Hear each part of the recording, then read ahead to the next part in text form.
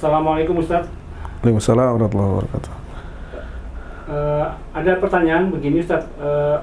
Apa yang dimaksud dengan 7 golongan yang dinaungi Allah yang disebutkan dalam hadis? Baik. بقايا المجد تكوينا وتنكأ جرحها فينا وذكراه تناغينا ألا أين الميامين بقايا المجد تكوينا. Bismillahirrahmanirrahim. Alhamdulillah wassalatu wassalamu ala Rasulillah wa ba'd. Di dalam sebuah hadis yang diriwayatkan dari Abu Hurairah radhiyallahu an bahwa Rasulullah sallallahu alaihi wasallam bersabda, "Sab'atun yudhilluhumullahu fi dhillihi yawma la dhilla illa dhilluh. Imamun 'adil wa syabun nasha fi 'ibadatillah wa rajulun dzakarallaha khaliyan fafadat 'aynahu wa rajulun qalbuhu mu'allaqun bil masajid wa rajulani tahabba fillahi ijtama'a 'alayhi wa tafarraqa 'alayhi ورجل دعته امرأة ذات منصب وجمال إلى نفسها فقال إني أخاف الله ورجل تصدق بصدقة فأخفاها حتى لا تعلم شماله ما يصنع يمينه." Hadis ini diriwayatkan oleh Imam Bukhari dan Imam Muslim dalam banyak hadis dengan teks yang bermacam-macam. Jadi dalam hadis tersebut Allah Subhanahu wa taala akan memberikan naungan pada hari kiamat di mana tidak ada naungan kecuali naungan Allah Subhanahu wa taala. Artinya hadis ini menjelaskan bahwa 7 golongan ini akan mendapatkan perlindungan Allah Subhanahu wa taala di saat-saat kritis.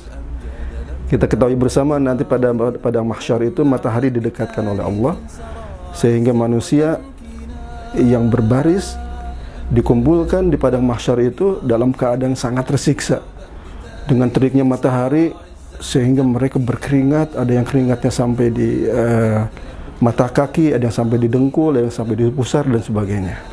Nah, Allah Subhanahu wa taala memberikan keistimewaan bagi 7 golongan ini. Yang pertama adalah imamun adil. Imamun adil ini adalah seorang pemimpin kaum muslimin yang memimpin kaum muslimin dengan penuh keadilan. Di mana tentunya kalau disebut adil harus terpenuhi beberapa syarat. Di antaranya yang pertama, memberikan rasa aman dan nyaman kepada rakyatnya. Yang kedua, menerapkan hudud. Yang ketiga, memberikan hak kepada setiap orang sesuai dengan haknya. Artinya kalau seandainya dia dizalimi, maka diselesaikan kezalimannya itu, kemudian diberikan haknya kembali kepadanya. Itu imamun adil. Kemudian yang kedua, wasyabun nasya fi ibadatillah. Seorang remaja yang dia tumbuh hidupnya di dalam ketaatan dan ibadah kepada Allah Subhanahu wa taala. Kita ketahui bersama bahwa masa muda itu masa-masa di mana seseorang itu labil, ya kan, punya keinginan, kemudian mobilitas tinggi, segala macam ingin dia buat, dan biasanya dalam kondisi seperti ini banyak orang-orang yang terjerumus. Tetapi dalam hadis disebutkan seorang remaja yang tumbuh masa remajanya ini dengan ibadah kepada Allah Subhanahu wa taala. Dia kata mentaati Allah Subhanahu wa taala dengan ibadah-ibadahnya, dengan baca Quran, dengan tilawah, dengan mengkaji ilmu, dan terus begitu. Kemudian yang ketiga, seorang laki-laki yang berzikir kepada Allah sendirian kemudian bercucuran air matanya. Dia menyendiri hanya untuk berzikir kepada Allah. Dia ingat akan tanggung jawabnya terhadap dirinya, terhadap orang tuanya. Dia mengakui kesalahan-kesalahannya di hadapan Allah. Dia mengetahui bagaimana indahnya surga, tetapi sangat takut dengan azabnya neraka. Kemudian dia mencucurkan air matanya karena takut kepada Allah Subhanahu wa taala. Ini yang ketiga. Kemudian yang keempat adalah warajulun qalbuhu mu'allaqun bil masajid. Seorang laki-laki yang hatinya tergantung di masjid. Kita ketahui bersama bahwa kalau yang namanya tergantung itu sesuatu yang tergantung seperti lampu, ya. Nah, ini maksudnya adalah bahwa bukan berarti dia tergantung di masjid, akan tetapi hatinya ini senantiasa terpaut dengan masjid. Dia ingin senantiasa berada di masjid untuk berzikir kepada Allah, untuk beribadah, dan senantiasa untuk tidak ingin ketinggalan waktu salat. Sebelum waktu salat bahkan dia sudah berada di masjid. Setelah selesai salat, dia paling akhir keluar dari masjid dan senantiasa demikian. Walaupun dalam perjalanan dia senantiasa mendekat ke masjid ketika saat-saat di mana waktu sholat itu tiba. Artinya hatinya senantiasa terpaut dengan masjid, ya. Seperti halnya lampu yang tergantung di masjid, artinya dia hatinya sangat dekat dengan masjid. Kemudian yang kelima, dua orang laki-laki yang saling mencintai karena Allah, mereka bertemu karena Allah dan berpisah karena Allah. Nah, hadis ini kalimat ini menyebutkan bahwa dua orang laki-laki, maksudnya apa? Mereka saling mencintai karena Allah Subhanahu wa taala. Mereka bertemu bukan karena untuk urusan dunia. Mungkin awalnya dia bertemu karena urusan dunia, dalam urusan bisnis, dalam olahraga, dalam acara apapun, ya.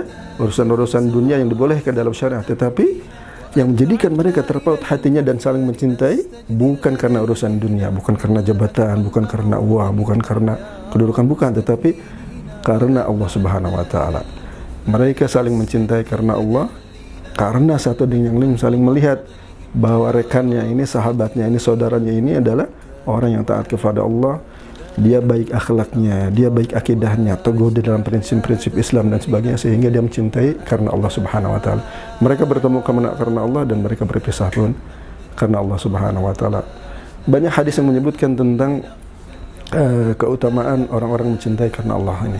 Ya, di antaranya hadis yang diriwayatkan dari Mu'adz bin Jabal radhiyallahu an, qala sami'tu Rasulullah sallallahu alaihi wasallam yaqul المتحبون في جلالي لهم منابر من نور يغبطهم النبيون والشهداء. Rasulullah sallallahu alaihi wasallam bersabda, orang-orang yang mencintai karena aku, kata Allah, ini hadis qudsi, ya. Saya ulangi, qala Rasulullah sallallahu alaihi wasallam, qala Allah tabaraka wa ta'ala al-mutahabbuna fi jalali lahum manabirun min nur yaghbituhumun nabiyyuna wasyuhada.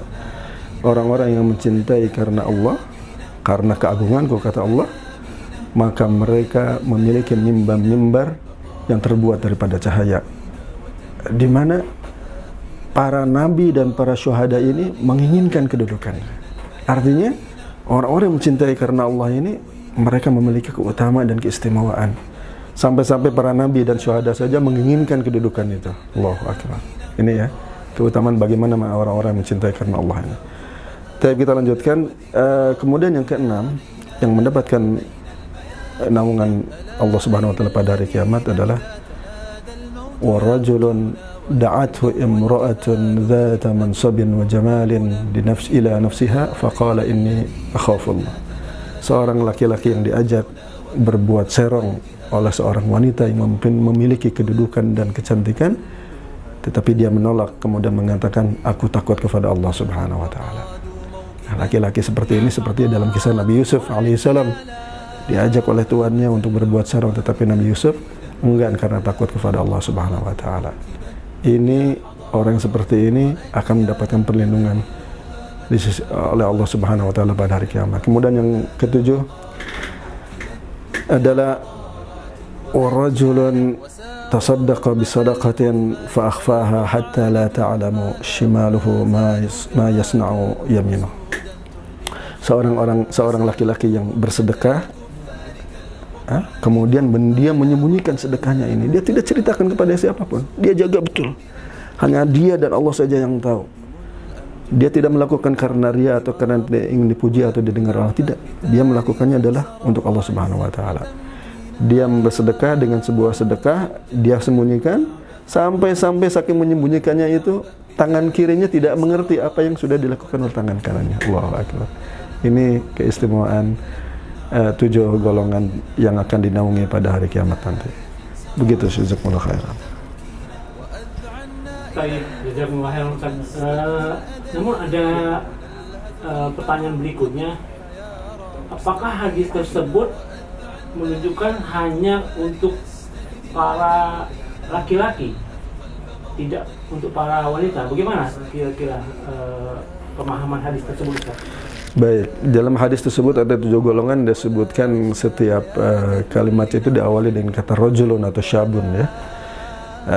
Pengertiannya kan laki-laki kalau dalam secara bahasa, maksud daripada hadis tersebut adalah berlaku untuk laki-laki dan perempuan semuanya, kecuali imamun adil.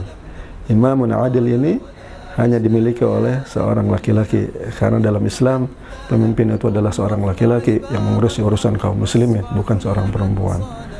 Adapun yang lain, seorang laki-laki tadi disebutkan qalbuhu mu'allaqun bil masajid, dia hatinya terikat dengan masjid, berarti dia apa istilahnya, terikat dengan masjid. Tetapi kebalikannya, kalau perempuan berarti terikat dengan ibadah kepada Allah di selain masjid, karena yang lebih utama ibadah seorang perempuan itu di rumahnya, ya. Kemudian ada lagi disebutkan rajulun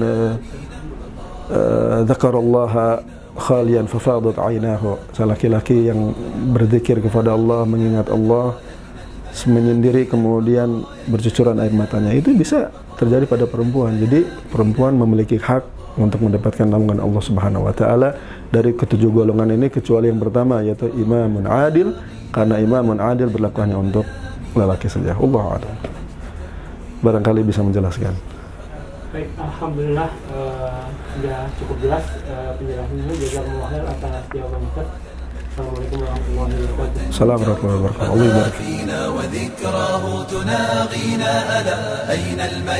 wabarakatuh.